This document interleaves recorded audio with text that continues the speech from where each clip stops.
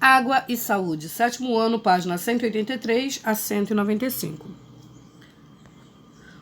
Um dos grandes problemas atuais é a poluição da água. A poluição causada pelo lixo e esgoto lançado sem tratamento na água pode contaminá-la com micro-organismos patogênicos, ou seja, micro-organismos que provocam doenças. Algumas doenças veiculadas pela água são muito perigosas. Nesse capítulo, iremos conhecer algumas delas.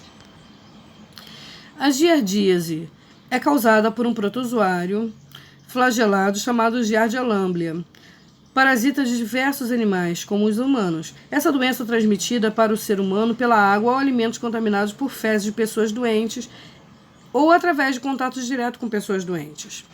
Ao entrar no corpo do seu hospedeiro, o parasita passa por um período de incubação.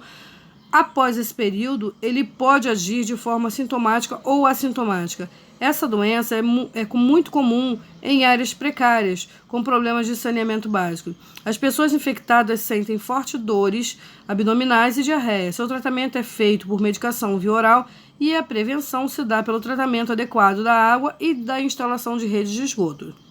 A leptospirose é uma doença provocada por bactérias do gênero Leptospira, presente na urina de animais contaminados, principalmente ratos. A transmissão se dá pelo contato com a urina desses animais. As enchentes aumentam o risco de contágio por leptospirose, devido à contaminação da água e do solo. Os sintomas observados são dores no corpo, febre, tremores e vômito. Essas doenças podem comprometer o funcionamento de organismos importantes, como os rins, o fígado e o coração. Além do tratamento adequado do esgoto e da eliminação de ratos transmissores, podemos tomar medidas simples para evitar o contágio por essa doença, tais como jogar o lixo em locais adequados, evitando as enchentes e lavar latas e vidros de alimentos antes de consumi-los. A cólera é uma infecção ocasionada por uma bactéria chamada Vibrio cholerae.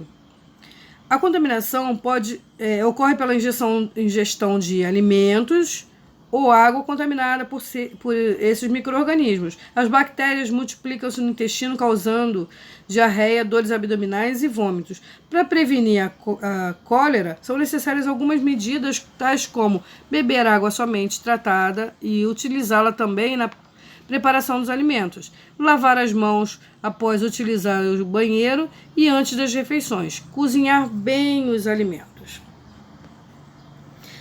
A esquistossomose é uma doença causada por um platelminto chamado Esquistossoma mansoni. Sua forma de transmissão ocorre através do contato com a água contaminada, principalmente de rios.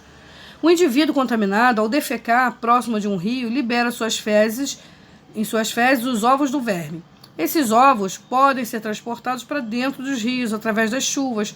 Ao cair no rio, desses ovos eclodem em uma larva chamada miracídio, que nada até chegar ao caramujo do gênero Biofalaria, seu hospedeiro intermediário. A larva do caramujo se diferencia em outra larva chamada cercária, forma infectante do homem. A cercária é capaz de penetrar na pele do homem, seu hospedeiro definitivo, e infectá-lo. Os vermes adultos vivem dentro das veias do fígado e intestino dos seres humanos. Dependendo do grau da doença, podem ocorrer o aumento do fígado e do baço doente. A doença pode afetar pessoas de qualquer faixa etária e sexo. Porém, regiões que apresentam situação precária, com a falta de saneamento básico e água potável, são as mais prejudicadas.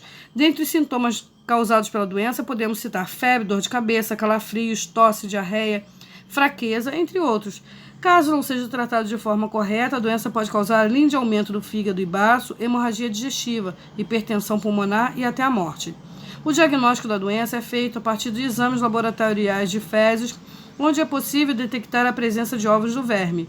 A prevenção consiste em evitar o contato com a água em locais com a presença de caramujos, acesso à água e esgoto tratado, ambientes de higiene, hábitos de higiene, conscientização da população através de encontros que abordem a saúde e controle do caramujo vetor no ambiente. A dengue é uma doença transmitida por arbovírus Estes são vírus transmitidos pela picada de insetos, como o mosquito. No caso da dengue, o mosquito é o Aedes aegypti. Existem duas formas principais dessa doença, a dengue clássica e a dengue hemorrágica. Essa última é a forma mais grave da doença. Dentre os principais sintomas dessa doença, podemos citar febre alta, dores musculares, mal-estar, falta de apetite, dor de cabeça, entre outros. O mosquito precisa de água para colocar seus ovos, tendo preferência por ambientes com água parada. Por isso, uma das recomendações é não deixar água parada em vasos, garrafas e pneus. Além disso, o uso de repelentes mosquiteiros e roupas que impeçam a picada do mosquito são aconselháveis. O Aedes aegypti também pode transmitir outras doenças sérias como zika, chikungunya e a febre amarela. Como falado durante a aula, a Aedes aegypti também pode transmitir outros tipos de doenças como a zika, chikungunya e a febre amarela.